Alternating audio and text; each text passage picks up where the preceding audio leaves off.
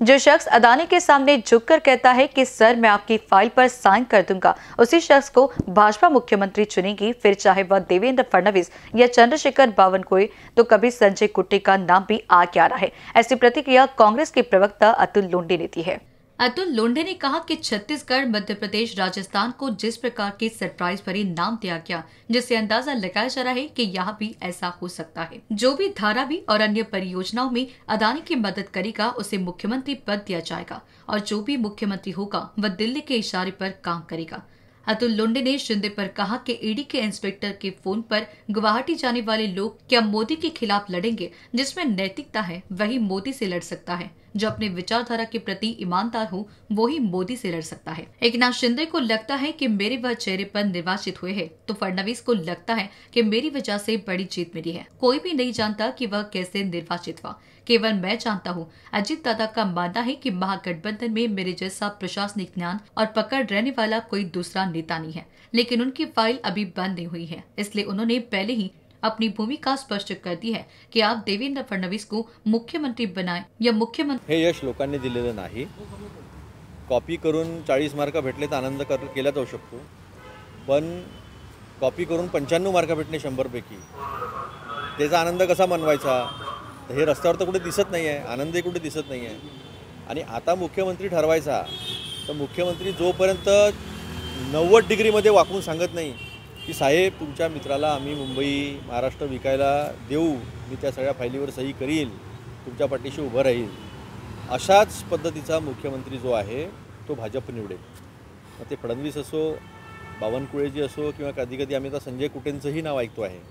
कारण की ज्या पद्धतीनं विदर्भामध्ये आपलं छत्तीसगड, मध्य प्रदेश, राजस्थान इथं जे सरप्राइजिंग नावं दिलेले आहे तशाच पद्धतीचं काही होऊ शकते असं काही लोक कयास लावत आहेत। त्यात संजय कुटेंचे नाव येत आहेत, त्याच्यामध्ये चंद्रशेखर बावनकुळेंची नाव येत आहेत। तर जो मित्राला मदत करेल धारावीपासून तर तुमच्या नागपूरच्या अजनीच्या दंगलापर्यंत त्यालाच मुख्यमंत्री करतील आणि ते वाकत नाही तोपर्यंत ते काही जाहीर होत नाही।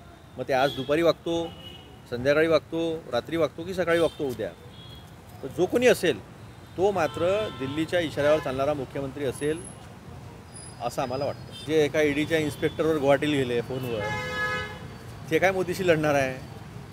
मोदीशी लढण्यासाठी एक नैतिकता लागते, एक आपल्या विचारधारेशी कमिटमेंट लागतं, तोच माणूस लढू शकतो। हे काय एका फोनवर गेलेले लोक आहे, पिकलेल्या फळासारखे पटापट। आम्ही तर असं पण ऐकलं की इनवर्ड आउटवर्ड पण नव्हत्या नोटिसेसच्या, नुसत्या नोटिसेसची धवस दिली तर हे लोक गुवाहाटीत गेले। हे लोक काय लढणार आहे? आणि हे लोक काय म्हणणार आहे की माझ्या चेहऱ्यावर निवडणुका लढलो तर मला द्या? तिकडनं आला असं दट्ट्या आल्याबरोबर यांनी प्रेस कॉन्फरन्स घेऊन नाही बाबा आम्ही तर तुमच्यासोबत आहे, तुम्ही जो सांगाल तो मुख्यमंत्री आम्हाला मान्य राहील।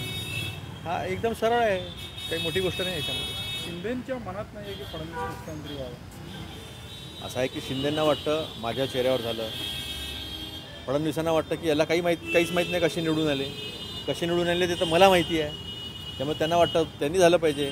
दादांना वाटतं माझ्यासारखा प्रशासकीय जाण असणारा, प्रशासनावर पकड असणारा दुसरा नेता नाही महायुतीमध्ये, मला असलं पाहिजे। पण त्यांनी पहिलेच आपलं सगळं ओळखून घेतलं, कारण फायली सगळ्या अजून बंद व्हायच्या आहे, त्याच्यामुळे त्यांनी पहिलेच सांगितलं की बाबा देवेंद्र फडणवीसांना तुम्ही मुख्यमंत्री करा।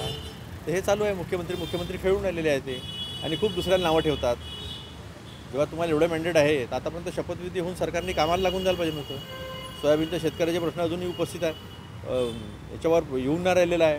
12% आर्द्रता असलेलं सोयाबीन घेतल्या जात नाही अशा वृत्तपत्रातल्या बातम्या आहेत, शेतकरी सांगतात आहे असं। तर हे प्रश्न तसेच राहिले। आता यांचं मुख्यमंत्री खेळणं संगीत खुर्ची चालू आहे। बघूया, आम्हाला तर असंच वाटतं की जो मित्राला मोदीच्या मदत करेल तोच मुख्यमंत्री होईल। NBC न्यूज़ के लिए रेशमा राठौड़ की रिपोर्ट।